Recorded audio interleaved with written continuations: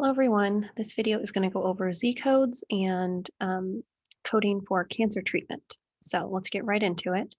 Um, Z codes, I think, cause a lot of stress when people first start looking at them because they are so different from the rest of the codes that we've been looking at.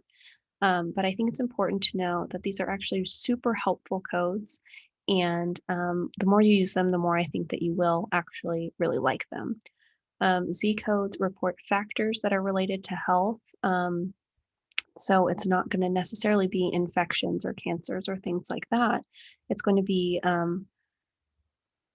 codes that describe other facets of the health of the patient's health that help us better explain the situation.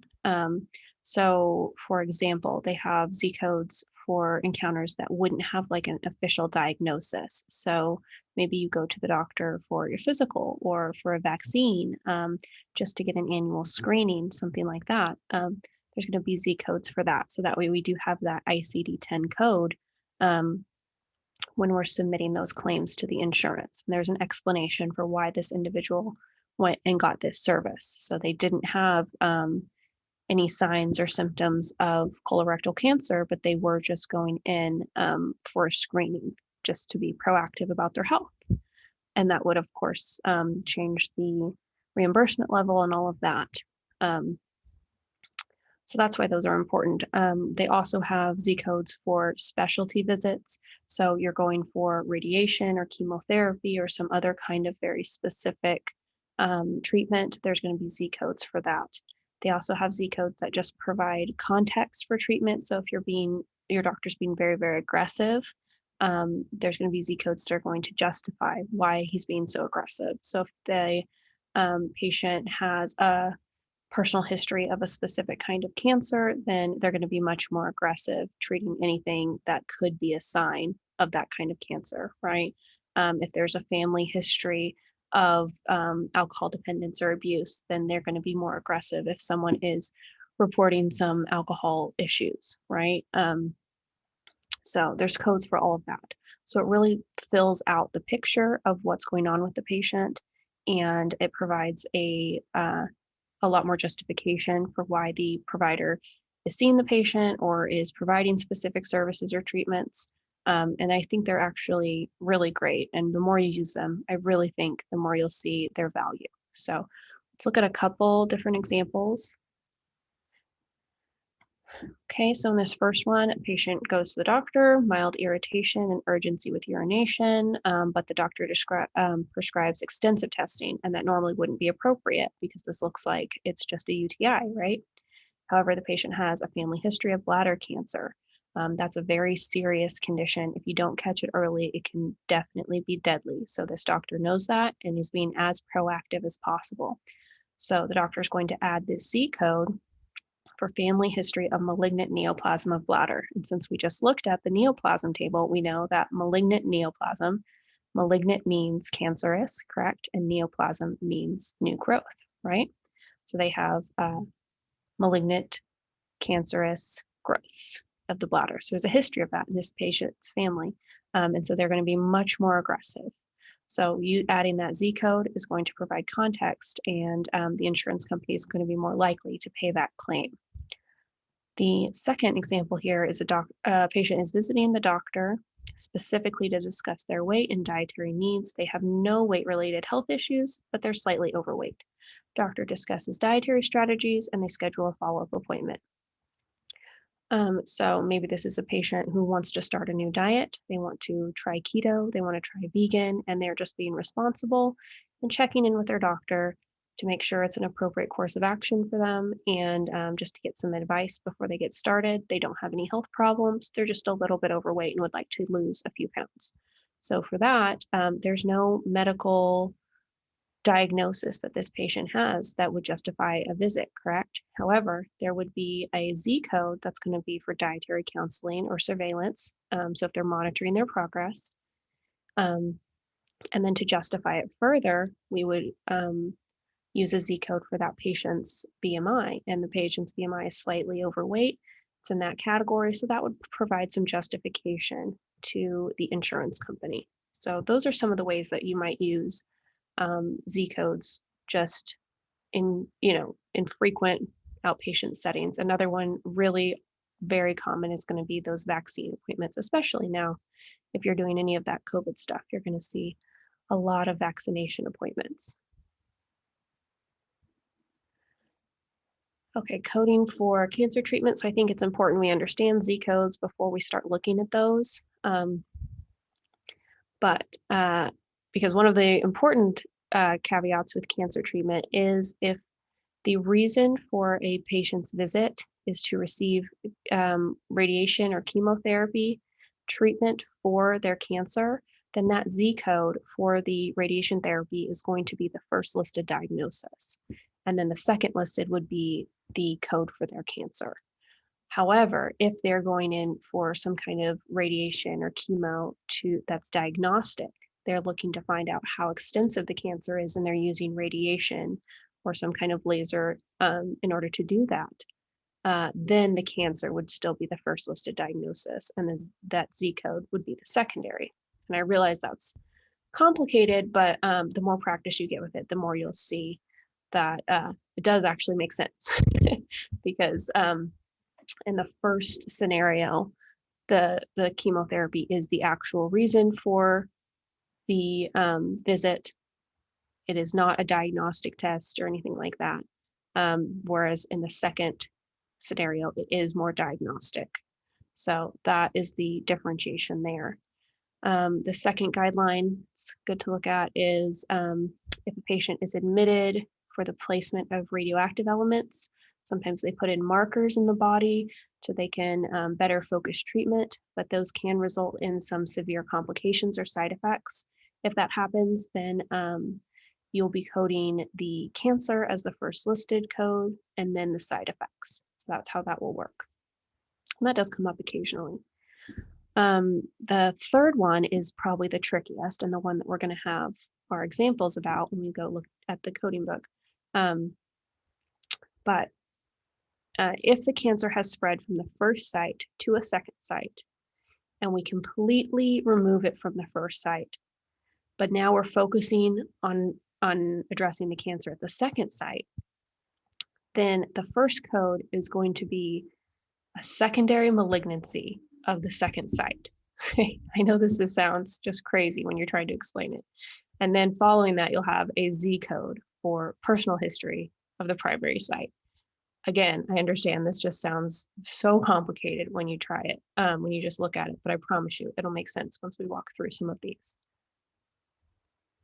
Okay, so these are the examples from your textbook that you identified as being more challenging, and they're actually really great examples both of using Z codes and of following some of these cancer guidelines. So with the first one, I believe they had a little scenario prior to the last sentence, which is what I have here. It's just the last sentence. But this part was most important because it actually told you the exact order that you need to have your codes in. So the patient was coming for radiation therapy.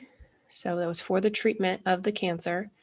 So we know that's going to be the first listed diagnosis. That's that Z code. And they are treating metastatic bone cancer because it had spread from the breast to the bone. And so we are going to code it as metastatic bone cancer, but it's a secondary site. Okay. And I'll show you how we do it. And then in addition to that, we're going to code the personal history of malignant neoplasm to the breast, a personal history of breast cancer. Okay. We're going to use that. And that is to explain that that this is the primary site where this secondary metastatic bone cancer came from, but it's been cured at this point. They no longer have that. They only have this metastatic bone cancer, but it is a secondary site, okay, because it came from the breast. The second one is number 6 from exercise 5.4, and that one is a little bit easier because we don't have we don't have any radiation codes or anything like that in here, but it's a similar scenario because it is cancer that has spread from the breast to the lungs. So we know the lungs are going to be the secondary metastatic site. and the breast cancer has been removed entirely. So we're going to again have personal history of breast cancer, which is going to be the same code as this one. And then we're going to have a code for the secondary malignancy to the lungs right here. And that'll be our first code. Okay, so let's go look at it and hopefully it'll make more sense. If you want to pause right now and try to find it yourself, that's great.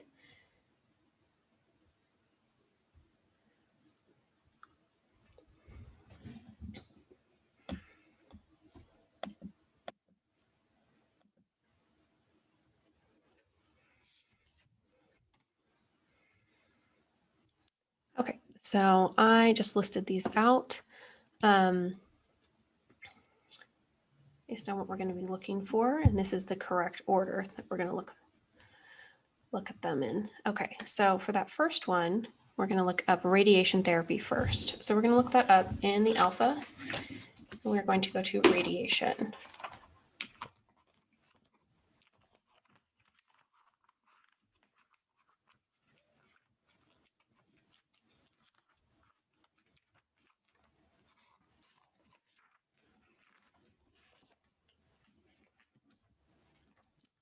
So this is on page 407.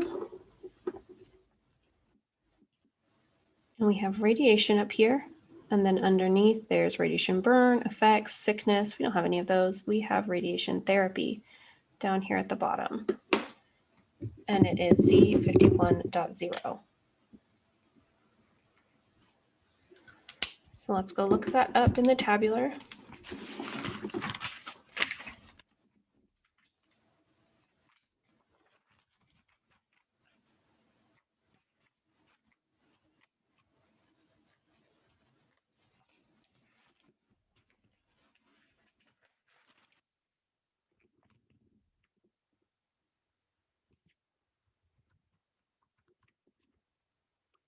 Okay, and on page 1571, up here at the top, we have category Z51, which is encounter for other aftercare and medical care. It's a pretty general category. Z51.1 is going to be for chemotherapy, but Z51.0 is anti-neoplastic radiation therapy.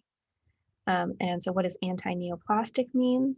We already know that neoplasm means cancer, or new growth rather, and then anti would be against that. So it's going to be something trying to destroy a new growth, because it may not be cancerous, it may be benign, but we still need radiation therapy for it. So Z51.0 is going to be what we're looking for.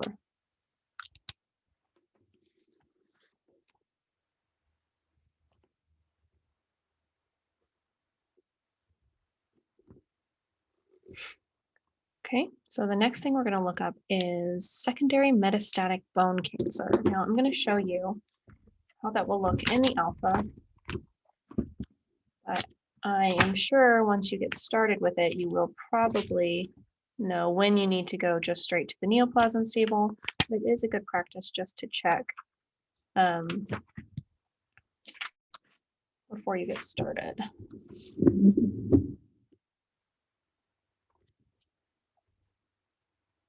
So here we have cancer, and you'll see that we do not have bone cancer listed in there. And so we are going to, but it does tell us to go to the neoplasms by site malignancy. So we're going to go ahead and look there, even if it did have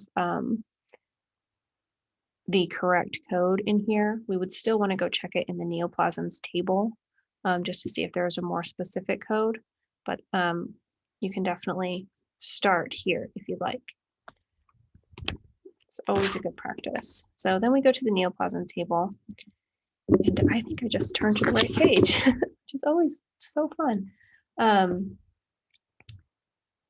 Okay, so we are looking for secondary metastatic bone cancer. So we're looking by site, and we're on page 480. And down here, you're going to see bone. And then underneath, it's got all these subterms. It's going to be a whole bunch of different bones where you could have growths, but we don't have any information that specifies which bone. And so we're going to look over this first column is primary. We want to look at secondary because it is the secondary site. The primary was that breast cancer, right? Which has already been treated. So we are going to look at Z79.51, secondary malignancy.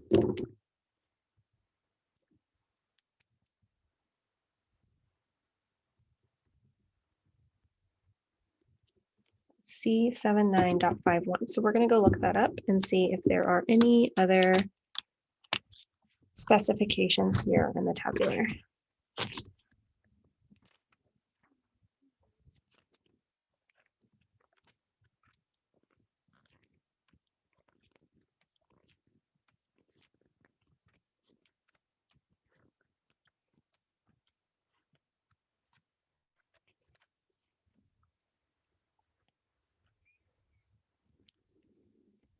Okay, here we have C79.5, and that's secondary malignant neoplasm of bone and bone marrow. And then underneath, it's going to specify if it's bone or bone marrow. And we just know bone, right? So we're just going to use C79.51. We don't have any additional symbols or guidelines here that we need to follow. So that is going to be our code. Okay, the last one we're going to look at is personal history of malignant neoplasm of the breast. So let's go to the alpha. And we are going to look up history.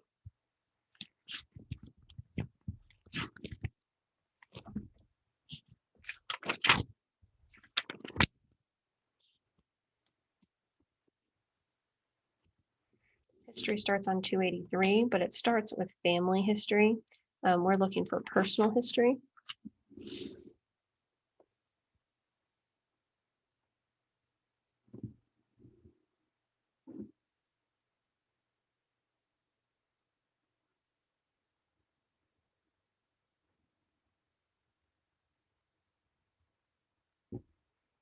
Okay, and up here on 285 is personal history of malignant neoplasm of the breast down here.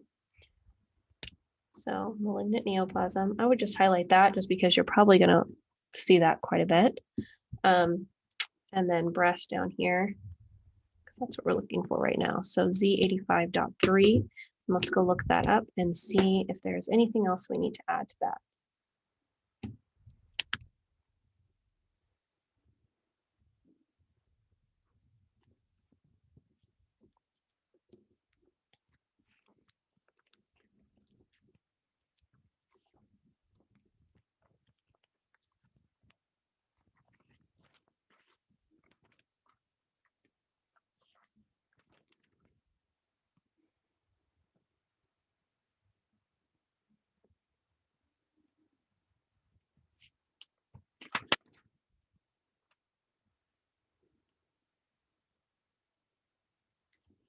Okay, here on page 1581, Z85.3, personal history of malignant neoplasm of the breast. So that's going to be personal history of breast cancer. That is correct. And that's all we will have for this one. The second one we're going to look at is secondary metastatic lung cancer. So I believe in the question itself, it said carcinoma. So we can go ahead and look up carcinoma in the alpha. Again, the more you use these codes, the more you know when you'll need to just flip straight to the neoplasm table. But to get started, always a good practice to check.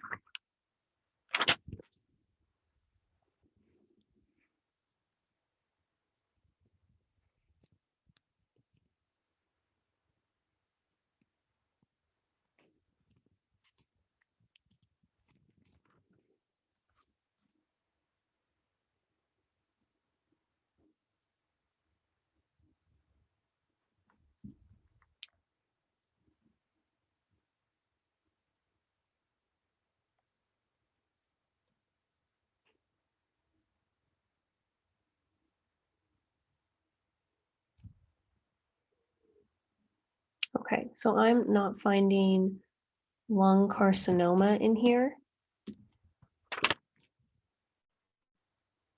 I am just seeing carcinoma by site. And so it is sending you to the neoplasm site. And then if you look through here, when you look at different um, sites, almost all of them are referring you to the neoplasm table. So if you don't see your exact condition already listed, that's okay. You can come and check by site, because we know for carcinoma, which is another term for cancer, that they also want you to go to the neoplasm table and look by site. So we're going to come back to the table of neoplasms, and we are going to look for lung.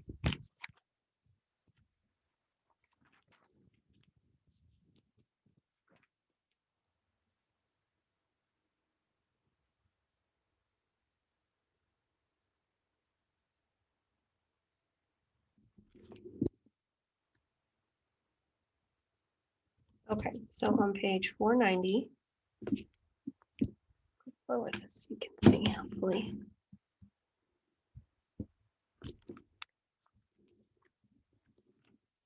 So 490 here at the bottom, we have lung. And then it does have all these other subterms. So if we knew it was like the lower lobe or something like that, then we would be able to be even more specific. But that is not what we have listed in our information here. It just says secondary metastatic lung cancer. That's all we know. So we're just going to go to lung. And again, the secondary column is right here. This one would be primary here in the orange, but the blue is secondary. So we have C78.0, and that is got a little red stop sign there. So we do need to go add additional characters.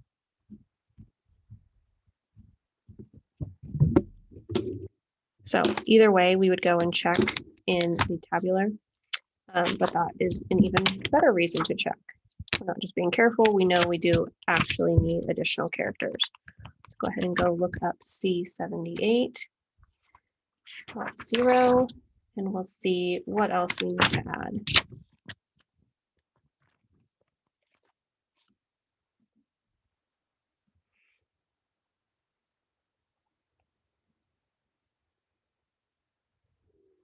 Okay, so here it has secondary malignant neoplasm of unspecified organs, C78.3, but we're looking for C78.0 is up here.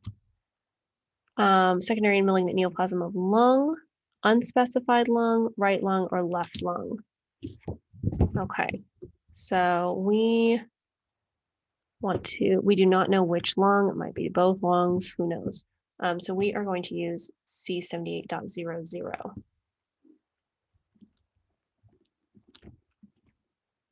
If we knew which lung, we would be able to specify it as O1 or O2, but we don't. So we're just going to use that C78.00. Now, this next code looks very familiar because we just used it, but we're going to go and do it the right way anyway.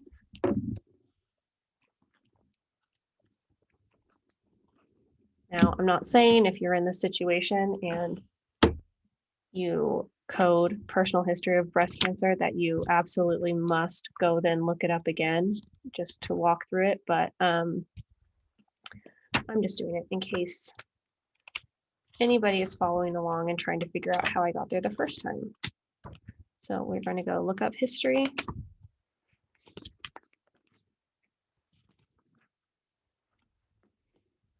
And here again, we have personal history. So personal history of malignant neoplasm of the breast. So that's Z85.3. And again, we did it up here, so we know that there are no additional characters, but I'm going to go check anyway.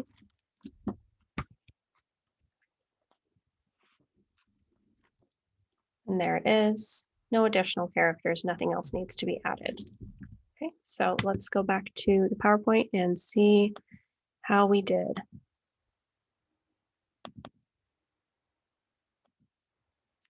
Okay, we have Z51.0, C79.51, and Z85.3 for the first one. for the second is C78.00, Z85.3. Okay, so we did it.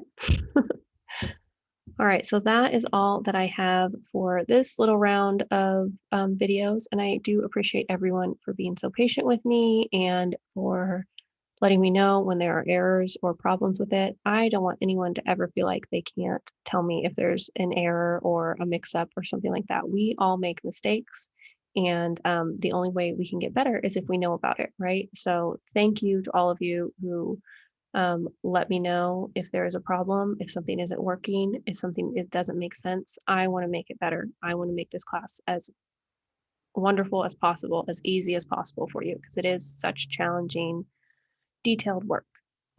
So keep up the good work, keep me accountable.